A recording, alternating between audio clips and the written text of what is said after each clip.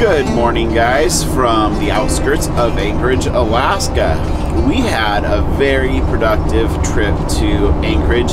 Everything's been cleaned, drawn, scanned, examined, and all that type of stuff to keep our bodies healthy. And now we're just heading home. So today we're going to talk about what it feels like to be back in the RV after going home. And it's a unique feeling.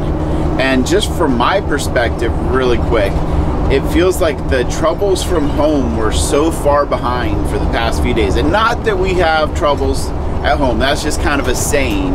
It's more the to-do list that I have at the house after being gone for 9 months is not right staring me in the face, 24 hours a day. That was a nice break because it's gonna take me a little while to catch up on all that stuff. But yeah, it feels nice to be back in the motorhome to some degree because it's a very small, minimalist, controlled environment. Some things are a little more difficult, like you don't have unlimited water, and you need to be aware of how much electricity you're consuming. But all in all, we do love the RV life, and we do love living in an RV.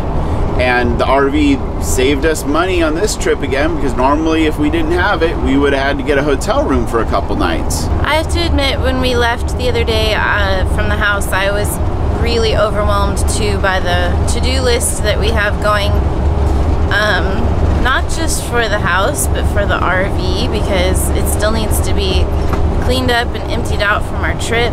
Surprisingly, I was not looking forward to packing up the bathroom stuff and getting the food ready and taking it all back out to the RV.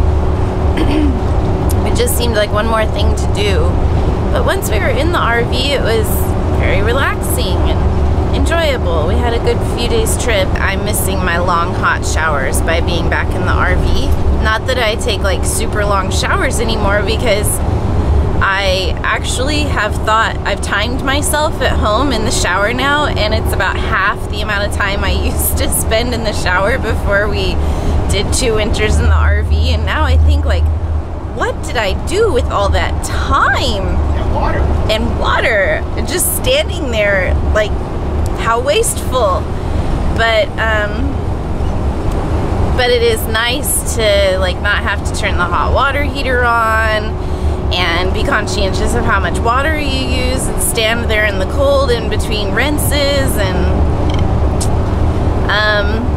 And we have the dishwasher and we have the laundry right there, so you just do a load of laundry whenever you want, which I've actually had to get used to, because when we were home I took the laundry from the RV in, and then we consumed laundry while we were home. And at one point I finally realized, why haven't I done a load of laundry? It occurred to me that I could, instead of waiting for, a laundromat or one day to do all the laundry. So there's a lot of things that are taking some getting used to again, but it is really nice to have all of those conveniences. So, it's a trade-off.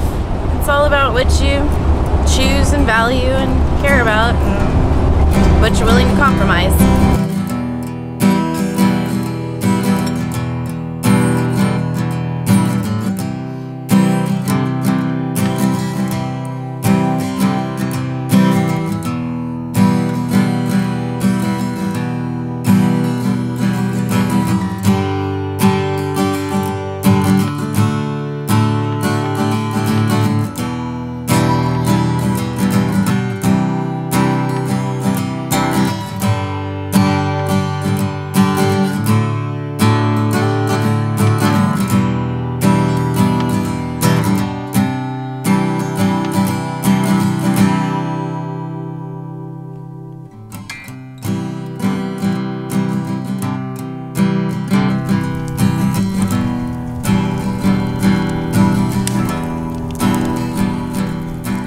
Alright guys, the RV is unloaded and we've made way too many trips back and forth. Now it's time to head to the harbor. So last weekend we went out fishing with Jim, and when we got back found an oil leak on the boat. And upon inspection, we found like a hole or small little crack in the oil pan. And this was a calculated repair because probably only gonna take maybe 5-6 more trips on the boat, and you have to pull the engine out to do that repair. So Jim and I busted out the JB weld, and we've let it sit up and cure for a few days. So when we make fishing videos, we're asked regularly, do you own the swell timer? Whose boat is that?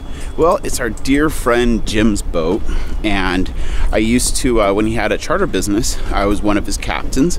So I drove the boat on fishing charters. And, you know, we've just become such great friends that we enjoy fishing together now. And we take the boat out ourselves, you know, 2-3 times every year. But he lives up in Anchorage and has a place down here. So it's a great symbiotic relationship that I can do a lot of things down here before he comes down to make sure the boat's ready. So it looks like the patch job on the oil pan is held. Now we're gonna go do a sea trial to see how it does when the engine's running. All right, first time for me pulling the boat out of the slip this year. It's a little tricky, but if you work the props just right, you pretty much can turn without having to use the steering wheel. And the big thing to remember with boats and stuff like this is momentum. So don't get too much speed. It's better to just like creep it nice and slow so you don't go playing bumper boats.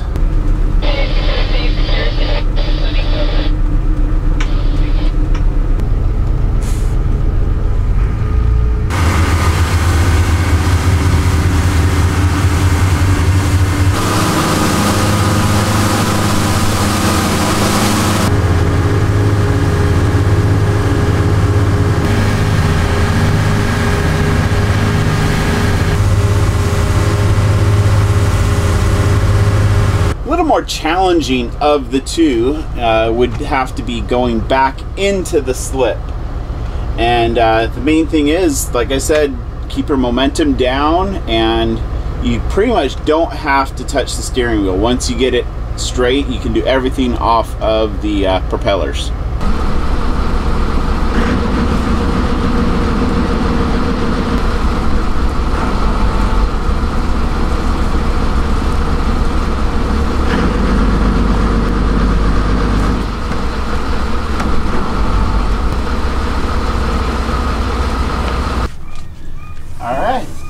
Good news, it's fixed. Now if we can just buy ourselves 5 or 6 more fishing trips, we'll be good to pull this out during the winter.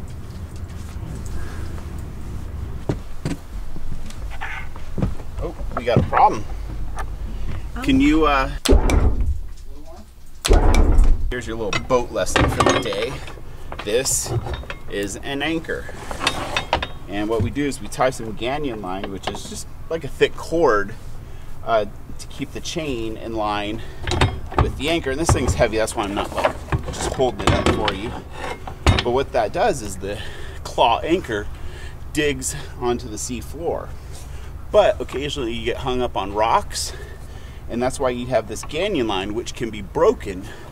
So you figure out where you're hung up, go like 180, and just kind of back in, and you can pop this, and then the anchor will lift up from this point right here. But even if we don't get hung up on a rock, these just kind of wear out, but that's what they're designed to do. All right, well, I think we got the anchor fixed. The JB weld is holding, so I think we're done here. Thanks for joining us today. Got a little bit of everything. RVs, boats, cars, houses, the whole shebang. So be sure to subscribe so you can see what we're up to tomorrow. Thanks for watching.